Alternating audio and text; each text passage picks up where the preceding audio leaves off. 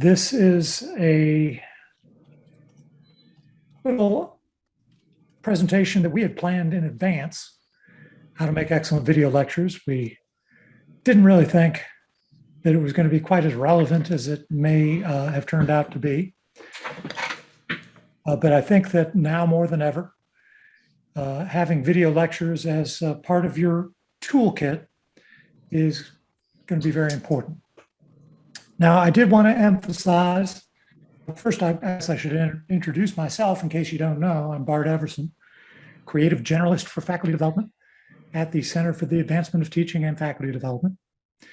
And with me on the call today in this meeting is Janice Florent, who will be acting as the producer. We're trying a new kind of format with roles to support what we call untethered or unleashed workshops, where you might be in the room or you might be remote or both at the same time. Now, of course, since campus is closed due to Hurricane Ida, everybody's remote at this time. Elizabeth Hammer couldn't be with us today because she just lost power. So you see, we are in a very dicey situation still. So we wish you all the best. And if you disappear from this meeting, all of a sudden we'll know why. Okay, I did also want to draw your attention to the bottom of the screen. You'll see there, it says catwiki.xula.edu/video. That is a web address. You don't have to necessarily memorize it, but I just wanted to let you know that if you go to our wiki, you will be able to find all the stuff I'm presenting to you today. All the materials and the resources and everything will be there in a little bit. And we're going to try to do that with all of our workshops going forward. So you can always know that the CAT Wiki is a place to find those resources. All right. So I have to admit, first of all, true confessions. I have to admit that I kind of lured you here today under a false premise. I did kind of promise that I was going to give you step-by-step instructions on how to make an excellent video lecture. And of course, we all know that excellence cannot be achieved by the numbers, right? You can't just check off things on a list and achieve excellence. If it was that easy, we'd all be excellent all the time. The truth is that excellence is elusive. And, but I'm going to try to get you a little closer there today. The other factor at work here is that in order to make an excellent video lecture, you have to be able to make a video lecture. And there's a number of technical hurdles that you have to surmount. And so I'm going to try to help you with those first. So if you can end up just making a video lecture, that's going to be a great accomplishment in some cases. Making it excellent is going to be the next step. But before we can even think about what makes a video lecture excellent, what about just what makes an excellent lecture? Period. Any kind of lecture. What makes it excellent? I want to invite you, just take a moment in your head to think, what comes up when you think of excellence in terms of a lecture? Just the first things in the top of your head. And then we're going to expand that to say, well, what makes a video lecture excellent? Is it the same? Or are the parameters for excellence maybe slightly different? Something different come up for you. So keep that in mind. I would like to suggest, however, that just recording a live lecture is probably not going to be the most excellent form of a video lecture. It'd get the job done, maybe, but it wouldn't be necessarily excellent. Okay, so now with that in mind, I'd like to invite you to share what you came up with.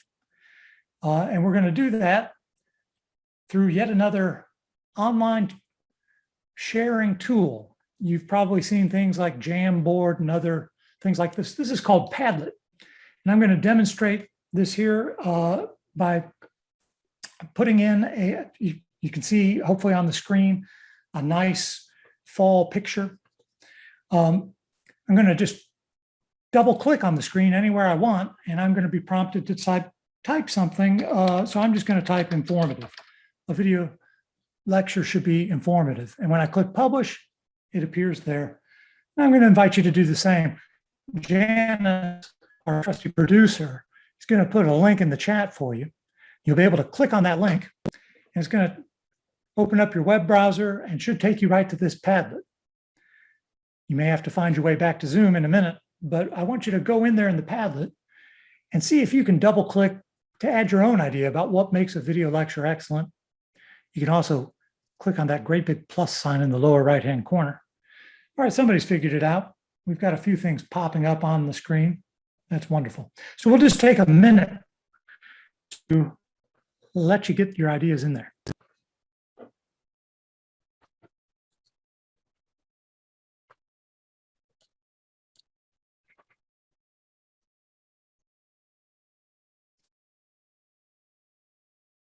All right, we've got a number of things popping up. I'm going to go ahead and read them. Dynamic, fun, well-organized, engaging. We also have clarity, relevance, straightforward and clear, engaging throughout, interactive. And you have a couple of responses that came in the chat. Get the students to be interested in the topic. Ala wrote that, and then lively and interactive from Shalama. I probably butchered your first name, sorry. Well, thank you, Janice, and thank you all. So these are some definitely all qualities I think that we could agree contribute to making a video lecture particularly excellent. I'm going to add one that didn't come up.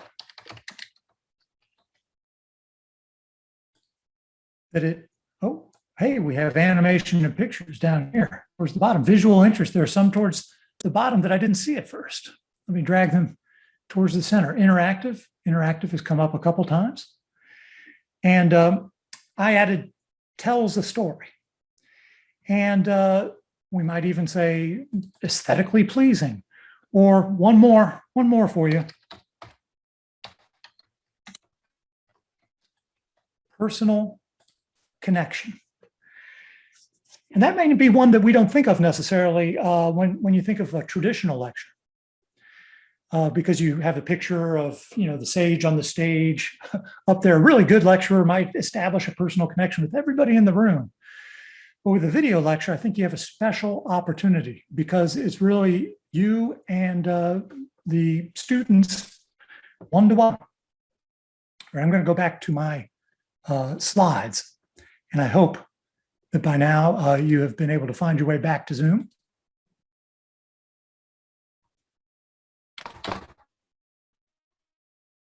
And proceed. Just to give you a quick overview of the structure that we're going to run through real quickly here. It's real obvious, or to me it's real obvious because I'm familiar with this video production process.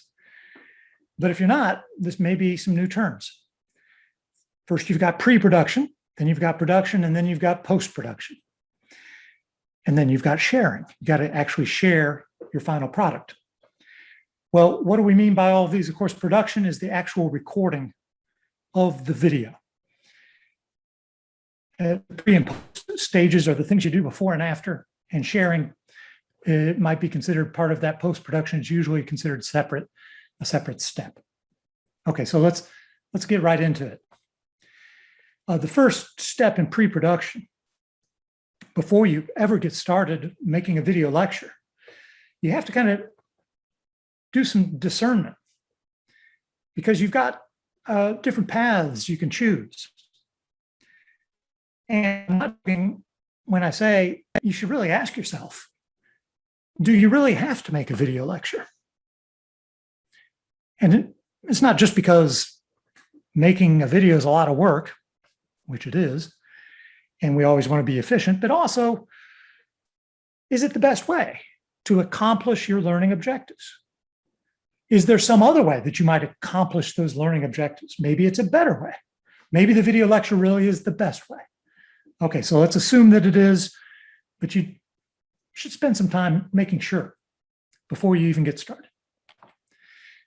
And then some preparation and planning. Every moment of preparation pays off later. You might think about what visual elements you need. Now, if you're like a lot of faculty, you might have a slide deck already prepared for your traditional lecture. So that's great. Well, what else might you need? A full script or just outline notes? But the main thing that I really want to encourage you to think about when you're taking a traditional lecture that you may already have done once or 1,000 times, and you're wanting to make it into a video lecture, spend some time thinking about chunking. Yes, chunking. That's the highly technical term that we use to describe breaking the video down, breaking your lecture down rather, into small chunks, smaller chunks.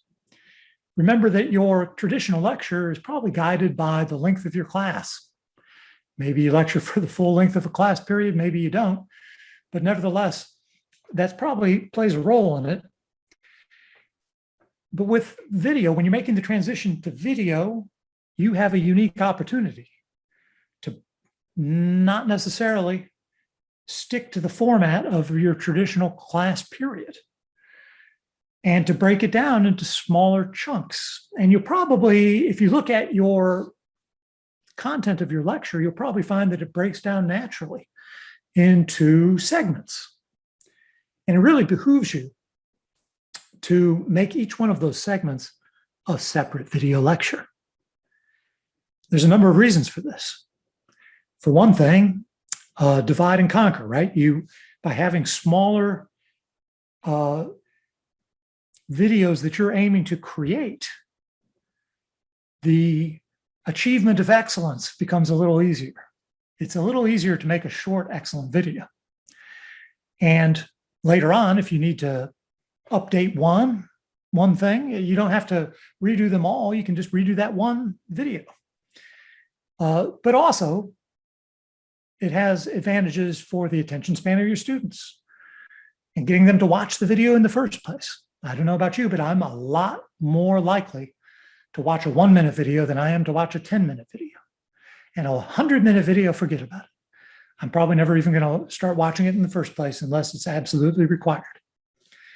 And finally, for the actual learning of the content, it is really for students to be able to go back and review that one particular concept that's extra hard. And if that's just one little video, they can come back to it that much more easily, find that content, review it, watch it twice, watch as many times as they need. So there's lots of reasons to engage in this process of chunking. And that's part of your planning. To go through your slides, go through your script, go through whatever you have, and find those spots where it's going to naturally fall into different segments. Of course, this would also be a time in the planning process, the pre-production process, to choose your tools. Now, I hope a lot of you know that we do have Camtasia as a software site license. It's available to all Xavier faculty. If you don't have Camtasia installed on your laptop or personal desktop computer yet, get with me, let me know, and I will make sure that you have all the necessary technical details. After the workshop, we'll get you up and running with that.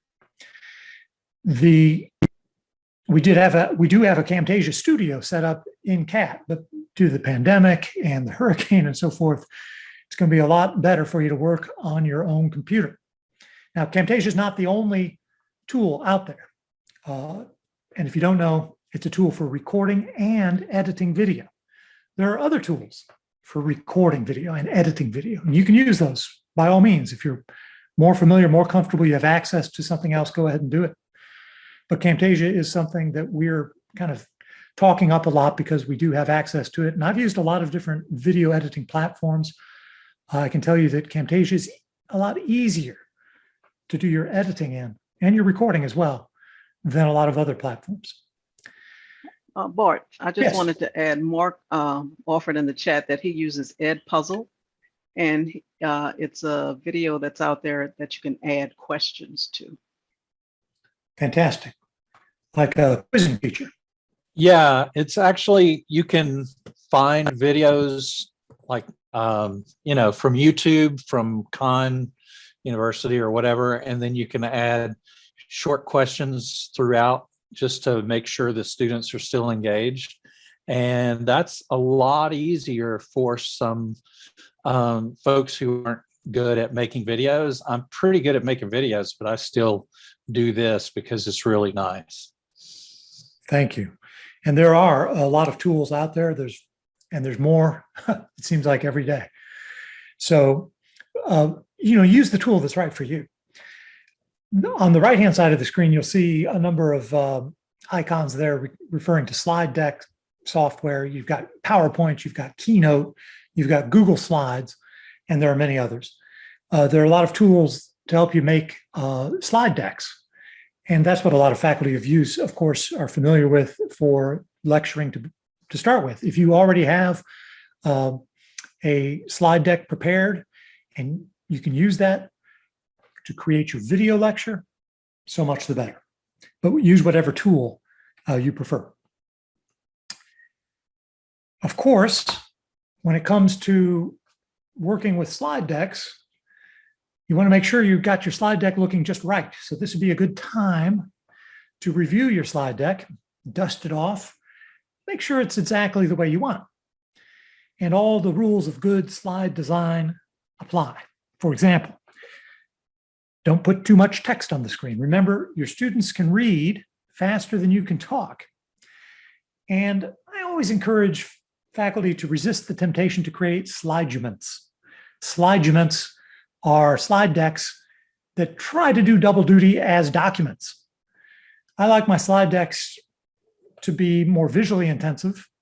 And when I need to share a document with people, I like to create a document, a separate document, and convey the information that's appropriate that way. Okay, and finally, I always like to ask faculty, are you ready? Please be prepared to be on camera yourself. Some faculty are camera shy. But remember, video is a powerful way to make that essential human connection with your students. We're hardwired to respond to people's faces. And let's face it, computer-mediated instruction can be dehumanizing. So we need all the help we can get in this department. All right, moving right along. When you get through with pre-production, that just means you're ready for production. And that's when you sit down and actually make your recording, right? Rushing and chaos and distraction are your enemies. You need to be really focused during this time when you're actually recording the video. So, turn off notifications on your phone and on your computer if you can. Lock the door. If you're working from home, tell your family, hey, could you keep it down to a dull roar for just a few moments while I try to record this thing? Take a moment to get your head together. Maybe just a few quiet moments, have a cup of tea, meditate, do whatever you need to do. And of course, you're going to want to have your notes in whatever form they may be. Sometimes I've noticed that faculty try to hide the fact that they have their notes in front of them while they're doing a video lecture. And you can do funny things, of course, like taping them up next to the camera and so forth, so that you're making eye contact, so that you're looking up at the camera, because you don't want to be looking down all the time, right? But you don't have to hide the fact that you have notes either. You can hold them up in front of your face while you're reading.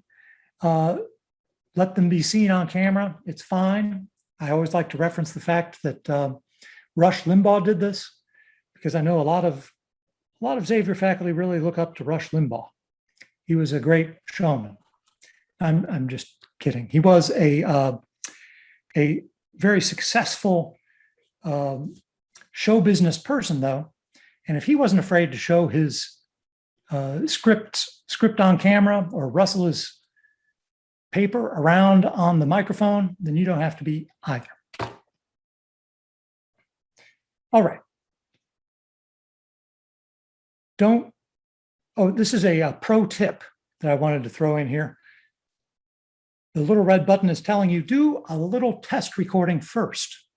Before you record your whole long, hopefully not too long, but your whole long video lecture, record a short little lecture. Just do 1 minute. Make sure that your slides can be seen and that you're actually recording all the things that you need to record. Make sure that your microphone is actually plugged in and on and so forth. A test recording will do a lot to eliminate some of those bonehead errors that we all make. So typically you want to make sure you're recording your camera, your mic, and your screen if you're using Camtasia. But that's just the typical. Your video lecture may vary. You want to make sure you're recording all the things you need to record. And then when it comes time to actually do the actual thing, take one. We're going to record the actual video lecture. Well, don't start talking immediately upon recording. And that's why I have a picture here of a speed bump. Take a moment to collect yourself after the recording has actually begun. Get your slideshow into presentation mode. Make sure you're starting with the correct slide. If you feel nervous, it might help to imagine you're speaking in a live classroom because you've done that plenty of times, right? So take a deep breath, look right at the camera, and then begin speaking. And then make your presentation. Now, if you make a mistake, we all make mistakes. So maybe you have a verbal stumble or a misstatement. Don't worry. Don't get upset. Just take a nice long pause and then resume. Taking care to start at the beginning of a full sentence rather than mid-phrase, right? Making a pause just makes it easy to correct it later. And I'll talk about that more in a moment. And when you're finished, great. Don't rush the ending. So it's less awkward in the final video if you end by looking straight at the camera. That's your audience for one long moment. You might even smile if you feel like it, and then stop the recording. It's just not a good look if at the very end you're rushing to stop the recording. So to recap, I recommend pausing at the beginning, pausing at the end, and pausing in the middle if you have any screw-ups as needed. Pauses are good. Pauses are your friend. And again, I'll explain that in a moment. Okay, big sigh of relief. You did the recording. You're now ready to move into the post-production phase. Whatever tool you're using, be cognizant of the fact that editing videos is time consuming, and it's more time consuming than the recording usually. Furthermore, learning to edit videos is also time consuming. So if you haven't done this before, especially if you don't do it every day, just be aware that it's going to be time consuming. Now, if you are using Camtasia, I don't want to spend too much time on this because there's a variety of tools out there. Maybe you're not using Camtasia, but just in case you are, here's a quick tour of the Camtasia interface. There's three main areas that you should really know from the very beginning, from the get-go. There's the canvas. That shows how your finished program will appear. That's where the video is actually going to be seen. Then we have the timeline down at the bottom. This is a linear representation of your program, where you can have multiple media tracks. And then the bin in the upper left. That's where all your stuff is. That's your recordings and effects. And for the simplest projects, you may not even need to use the bin. Okay. Now, I recommend that with every project, you're going to make at least 2 edits. You're always going to want to trim the beginning and trim the end. Remember, I said to pause at the beginning, and I said to pause at the end. So you're going to make at least 2 cuts. You're going to make a cut at the beginning and a cut at the end to trim that up. We won't get into the very minute details of how you make edits, or this workshop would take all day, or much longer, I should say. But you You want to do at least those 2 edits. And I usually recommend then also taking the time to arrange, as the next step, arranging the elements on the canvas. And this might get a little confusing now with all the elements of the interface there. Let me just say this is a screenshot from Camtasia. Let's just narrow in on the canvas. We see we have 2 elements of the on the canvas there. We have my slides, and hopefully you're not getting confused because my slides look like my slides. I'm showing you this within my slides. But I have my slides, and then I have the video recording of my face. And I've got space on the slide for that. Maybe I want to move it, though, over to the side to be a part of that kind of static element on the right, so it'll be out of the way. So I could do that. I could crop my video, make it a little smaller, make it a different shape, and move it over to the side. This works because I have a widescreen slide format, and I'm making a widescreen video. If you have a traditional, not widescreen slide format, which a lot of folks still do, you can also have this arrangement. So I've had a lot of faculty use this with great success. They have their not widescreen or standard ratio slides over to the left, and the video of them talking, their talking head, if you will, over to the right. There's lots of possibilities for arranging the elements on the screen. Now, remember, we said that we would make pauses. So your next step is going to be cutting problem sections out of the middle. If you had any problem areas where you had to make a nice long pause, where you made a mistake, you should be able to find those visually by examining the audio waveform in the timeline. You're looking basically for valleys between the peaks in what resembles a mountain range. The wider valleys would be the pauses. And that's why we make those pauses, to make those areas easier to find. Of course, once you're done, you'll want to watch the video all the way through before you can really call it done. This is really the only way, and to be sure that everything is correct. And finally, I would be remiss if I didn't say a word about managing your digital files. When you save your Camtasia recording and any other files that might be associated with the project, you want to be consistent, and you want to name your files logically and helpfully so that you'll be able to know what it is when you come back to it later. You know, most of us go through kind of an annual cycle, or maybe we only teach a course every couple of years. It's going to be helpful to have a file name system that works for you.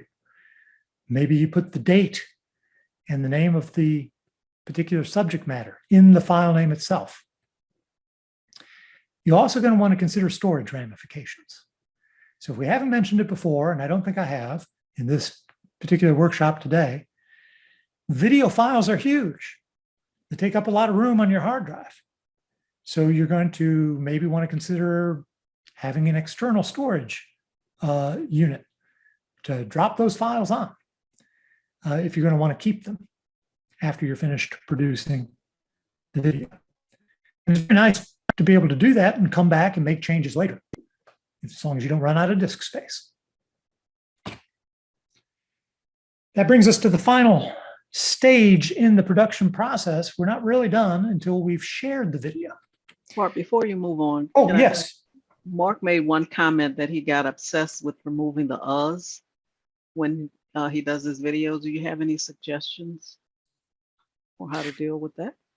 Yes. So when we come back, let's come back here for a moment.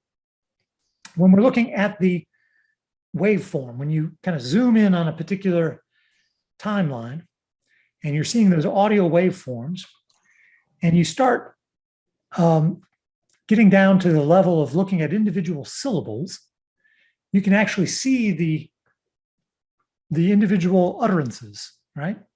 You can see the pauses, yes, but you can also see the it's just a matter of being zoomed all the way in. Now, once you start noticing the uhs, it really can become an obsession. And so you just have to ask yourself, is it worth the time to remove all of those things? Because this is not a Hollywood production, after all. We talked about achieving excellence, but on the other hand, we have to be reasonable. So if you do that, of course, it's a matter of zooming in, selecting them one by one, and doing a ripple delete, which you can find on one of your menu commands. Learn the keyboard shortcut to be very efficient. It's a little bit different. Hey, Bart. From you're using. Yes, Mark. One of the things I've found is I can just delete the audio, and that way there's no jumping, and it's hard to miss. But the uhs really come about when I'm doing a Zoom lecture with students. If I'm preparing a video, I'm pretty good with not using the uhs, but I found when I'm on Zoom, I tend to do that, and that really bugs me. Thanks for that tip. And we might also add that it's easy to record a Zoom meeting. And therefore, if you're giving a lecture in a Zoom meeting and you've recorded it, boom, you've got a video lecture recorded. It probably is not going to be the excellent video lecture that you were aiming for. And so I would advise let the uhs and the little rough parts remain, and save that super intense attention to detail for when you're making that super excellent video, which is probably not going to be a recorded Zoom lecture. Okay, but moving right along, we've got to get to sharing. And before you can share the video, if you're editing it in Camtasia or whatever platform, it's probably you're probably going to need to engage in the process of rendering. Certainly with Camtasia, you will. Rendering does not refer to the process of cooking down fat into lard, but it can be somewhat similar in some ways. It can be an arduous process sometimes. It's really a matter of exporting the video into a finished movie, which you can then share with your students. Not some kind of file for editing in Camtasia, in other words, because your students don't have Camtasia, but a kind of standardized video format, like an MPEG-4 file that people on other platforms can watch. So please note that the rendering video is an intensive process. It can take some time, depending on how long your video is, and it can tie up your computer resources, depending on how powerful of a computer you're working on. So it may be something where you need to go and fix yourself a sandwich while the video renders. Now, if you're working with Camtasia, oh, sorry, I should back up. If you're on if you want to keep a copy of your final video on your local drive, or if you just want more control, you might want to be sure to export your video to a local file rather than just publishing it directly to YouTube, which I'll talk about in a moment. And you would do this in Camtasia. This is how I prefer to do it, by choosing custom production settings and choosing to export as an MP4 only with the highest resolution available for the best results. There are a ton of options here, and you shouldn't have to mess with the rest of them. The defaults are usually pretty good. Of course, if you do go down this route, you will have to upload to YouTube or the platform of your choice manually. Now, you can also upload to YouTube or platforms, I suppose, through integrated means. Like there's an integrated Camtasia YouTube option. So you can publish directly to YouTube from Camtasia. If you're working on your own private machine, it's probably a pretty good choice. If you're working on a shared machine, well, you got to make sure that you're not logged onto somebody else's YouTube account, because that can be embarrassing. And I should mention, yes, we do recommend using YouTube to host your videos. And that brings up a little bit of a complication. As you may know, YouTube is owned by Google. And we were making this recommendation before Xavier became a Google campus. It became easier once our Xavier email accounts turned into Google accounts. So everybody with a Xavier email had a Google YouTube channel, whether they knew it or not, whether they'd actually established the channel or not. It was easy to get started. Going forward, if and when Xavier moves away from Google, faculty may need to explore other options. For example, creating a YouTube channel using a personal account. We'll continue to monitor this situation with you as ITC moves us forward. Once you got that video on YouTube, though, there's a number of settings that you need to look at to make sure that you've got things configured. In particular, visibility, which is who can see your video. There's three options: private, unlisted, and public. Now, public, as you may know, as you may understand already, implies that everyone can watch your video. And that's really great in some ways, but a lot of Xavier faculty prefer to make their videos unlisted. We found for various reasons, unlisted. Now that means that anyone with the link can watch the video. If they don't have the link, they can't see the video. No one's going to find it accidentally, probably, unless the link has been shared with them. You could also make videos private, but then only you can watch the video. And that's not what we recommend. So for most Xavier faculty, it's going to be unlisted is the option that a lot of Xavier faculty seem to prefer. Now, if we make this transition, if and when we make the transition away from Google, then videos uploaded to your Xavier Google account, you may no longer be able to log in and access those links or sharing settings or what have you.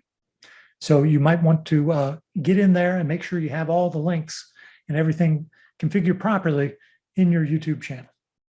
Oh, one other thing about the settings for your video, you will be prompted. YouTube will ask you if your video is made for kids. And even though sometimes Xavier faculty do refer to students as kids, no, your video lectures for college classes are not made for kids. This is not some kind of assertion that they're wholesome and good and that kids could watch them and there's nothing offensive. That's not the point. The question they're asking is, are these videos specifically made for kids? And they're required to ask for some kind of legal reason. And unless you're making your video for children, you're going to want to answer no. Okay. Once you've got your video on YouTube, getting that video onto Brightspace is a snap. Now, you can also upload videos to Brightspace directly. We don't recommend that for a number of reasons, but it is a possibility. Having the video on YouTube and getting it into Brightspace is pretty easy. You can upload or create. You can use that option to create a content module that is just that video, or you can insert stuff to put that video right into a content module that already exists, right where you want it. Maybe you've got a paragraph of text, and then you want to have the video underneath that and some more text underneath. Whatever kind of pages you have in your course, you can add videos directly to them. But either way, you have to know your link. That's what I mentioned before. Remember, an unlisted video, you're not going to find it unless you have the link. So you're going to want to make sure to grab that link from your YouTube account. It's going to look something like this. These are two different links that actually point to the same video. That weird stuff at the end, U, B, L, V, G, that convoluted series of letters and numbers is the unguessable part, which makes your unlisted video extremely hard for anyone to accidentally stumble upon.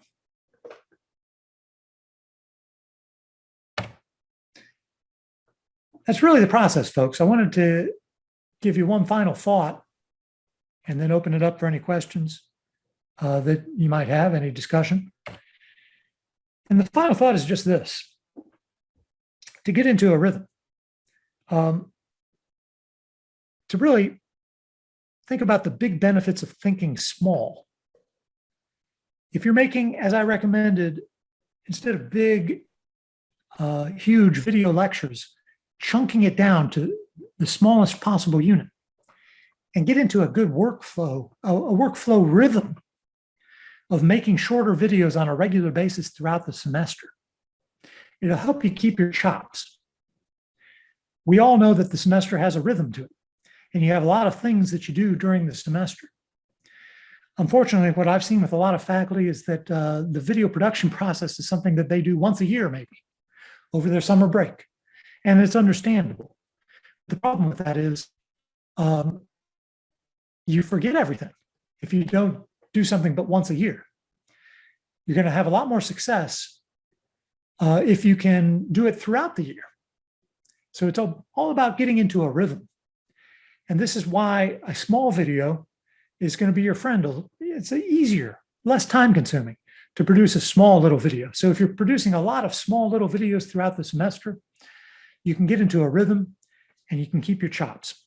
And that's my final thought. And I wanted to give credit, of course, to the photographer who took this great photo, and to note that all the pictures in this presentation, except where otherwise noted, were in the public domain, except for those corporate logos. And this presentation indeed is published under a Creative Commons license as well. We call it an attribution non-commercial share-alike 4.0 license. But the point is that people can reuse this presentation if they like. So thanks for your time. Thanks for your attention. I wanted to open it up for any questions and answers that might be there.